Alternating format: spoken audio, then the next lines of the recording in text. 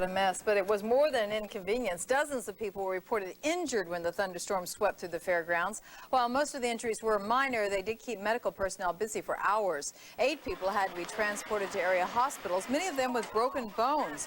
Others were taken to the Red Cross Center, where a VP Fair official tried to block our camera from taking pictures of the injured. EMS officials say one man was injured by lightning and a woman was struck when part of a stage collapsed. In all, Dreyfus estimates more than 80 people required some kind of treatment this afternoon.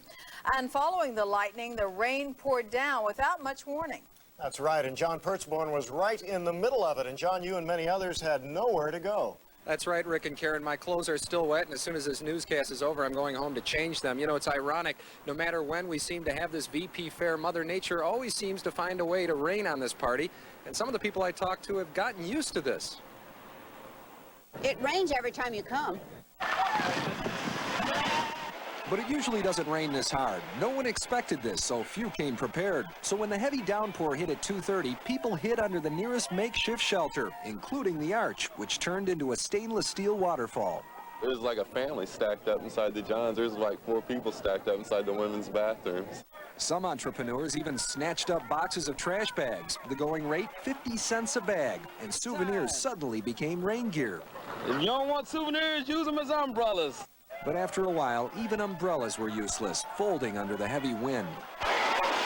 We're turning the power off. The VP Fair has said that they don't want to take any more chances with the rain and the storm. Okay?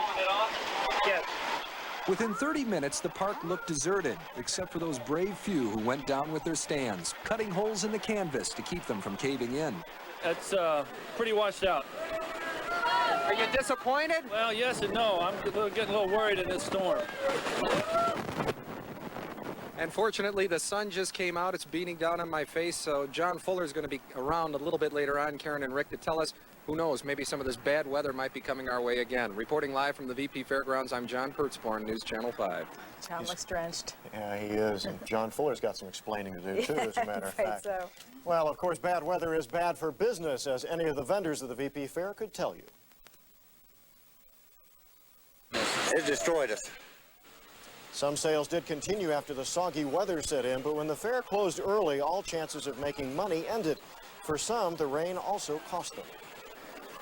We didn't have sides on these tents. We had to use makeshift stuff of our own, and as a result of this heavy rain came in on our tie-dyes, and we have a lot of ruined merchandise, so I'm looking at probably $1,000 or $2,000 worth of damaged or lost merchandise as a result of this, and I really think the VP could have given us a better setup for the amount of rent we paid for the space. Many of the merchants told us they did have better sales this year than last until the storm hit. In other news tonight, St. Louis police are investigating a brutal murder. Someone cut the throat of an elderly woman over the weekend. Police found the body of St. Louis's 164th murder victim inside her Van Deventer home last night. 84-year-old Sarah Black shared her home with her older blind sister. The brutal murder has shocked relatives and neighbors in the 4100 block of Del Mar. You ever think something like this would happen to you? No. And I still don't believe it. I won't believe it till I see her. I got to see her to believe it. Main thing now, I'm worried about where's my other auntie at. The other aunt was in the house at the time of the murder, and she says she did hear cursing, but she told family members she did not hear what the argument was about or who it was. Police say Black probably knew her killer since there was no sign of forced entry. Former Festus Police Chief William Pagano is due in court tomorrow in Pulaski County on murder charges. Pagano, a wealthy businessman, is accused of killing Tim Todd. Todd was a key employee in Pagano's SSI global security firm. Pagano says he shot Todd in self-defense at his home and that Todd was mentally deranged because of heavy use of anabolic steroids. The trial was moved to Waynesville at the request of Pagano's attorneys. The week-old Mascoutah teachers' strike will be at least 2 weeks old before it's over. A federal mediator set the next round of negotiations for Friday after stopping talks between teachers and school officials this afternoon. Teachers say although the two sides have negotiated for 40 hours, both sides are still light years away from a settlement. These teachers prepared for a membership meeting tonight and admitted while the strike has been tough on them, it's been very hard on parents. Parents are angry, of course, that the kids are not in school. We certainly feel for them. There is no other place that we would like to be except back in the classroom teaching. Are parents angry at you? They don't seem to be angry at us. I think they're just angry that school is not in session and their children aren't in school. The teachers want to liberalize personal leave policy, improve grievance procedures, and a 7% pay hike. The schools have offered 1%. Well, Labor Day 1991 finds big unions alive and well and signing up more new members than in recent years. News Channel 5's Mike Owens reports big labor points to anti-union policies as the reason for the boom. Thousands came downtown for the 13th annual Labor Day Parade, this year competing with the VP Fair. The Labor Day Parade is almost an event designed for those in the parade versus those actually watching it. Labor union organizers are enjoying a boom in membership. The Service Employees Union added 400,000 members in just 6 years. Union officials say that's because the unions have taken the lead on important issues. Labor is on a comeback because we have the issues. We have the health care issue, we have affordable housing, we have better education for our members' children and all workers' children. We are the vehicle by which I think that the working people will be sensitized to bringing about a change in the administration. Labor leaders say they're getting support for their programs from an unexpected source. The Bush administration and the administration's tough stance on organized labor is driving a lot of people into the arms of the unions. Union leaders are rallying around some key issues, the firing of striking workers and the veto of the unemployment benefit extension. The government has given us an issue, and I think this unemployment is a masterful stroke of luck for us that they refuse to enact that law and give that extra unemployment. Some union members were talking about a new survey released today by the Gallup organization. The poll reveals no real surprises. Americans are working more and enjoying it less. Mike Owens, News Channel 5. And some union members were grumbling today about competing against the VP Fair. However, parade organizers admit the fair may have increased the crowd. And in Belleville, authorities say that there was a heavy turnout for their Labor Day parade. School marching bands provided the music for parade goers, while dozens of labor organizations showed their support for the American worker. Hundreds of Belleville families lined the streets to watch more than 120 floats, bands, and labor groups march in their parade. As we told you at the top of the newscast, the rest of the scheduled events for the VP Fair have been canceled because of this afternoon's powerful thunderstorms. Before the rains came, though, the sounds of Motown echoed at the VP Fair.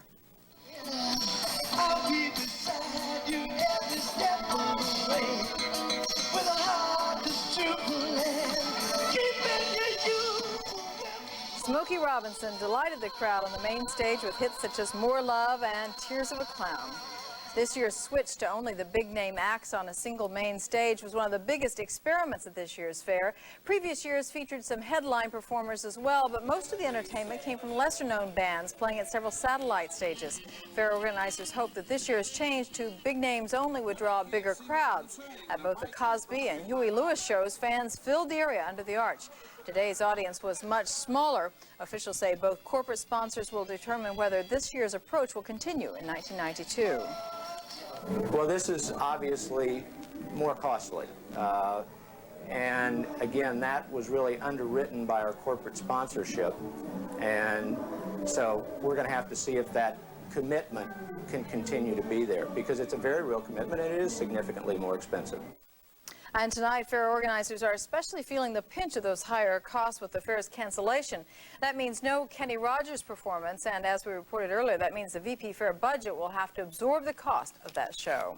Well, it was just minutes ago the 26th annual Jerry Lewis Muscular Dystrophy Telethon ended, and once again, St. Louisans helped make it a success. News Channel 5's Mike Bush and Bob Richards led the drive to raise $1,186,253 from the St. Louis area. Nationwide, the telethon raised more than $45 million for Jerry's kids who have muscular dystrophy. With Bob Richards presiding over the telethon, we have John Fuller here taking all the abuse in the Weather Center for this somewhat unexpected storm, John. Well, what happened? Saturday and Sunday, we modified the forecast. We had to update. We saw the front not sagging as far south. It stalled over us and kept the air unsettled, and that kept the chance for thunder showers in through Sunday and Monday. Some heavy downpours, but you're not going to believe this. At Lambert Field, just a trace of precipitation this afternoon. Country and Western star Dottie West fights for her life tonight following a car accident. We'll have details tonight at 10. And it may be a holiday, but that doesn't slow down federal drug agents. We'll show you their haul tonight. Just some of the news stories coming up at 10. Join us right after the movie, Maybe Baby. A tailgate sale in University City had bargain shoppers searching for a good deal today. The League of Women Voters hosted the Loop Tailgate Sale. Clothes, jewelry, and knickknacks kept browsers and buyers interested. The proceeds benefit the League of Women Voters, a nonpartisan organization that provides information on government issues and elections. It looks like they stayed dry today, thank goodness. A junk sale. How did I miss it? The knickknacks. I didn't know about it. Thanks for joining us tonight. From all of us at News Channel 5, take care. We hope to see you again tonight at 10.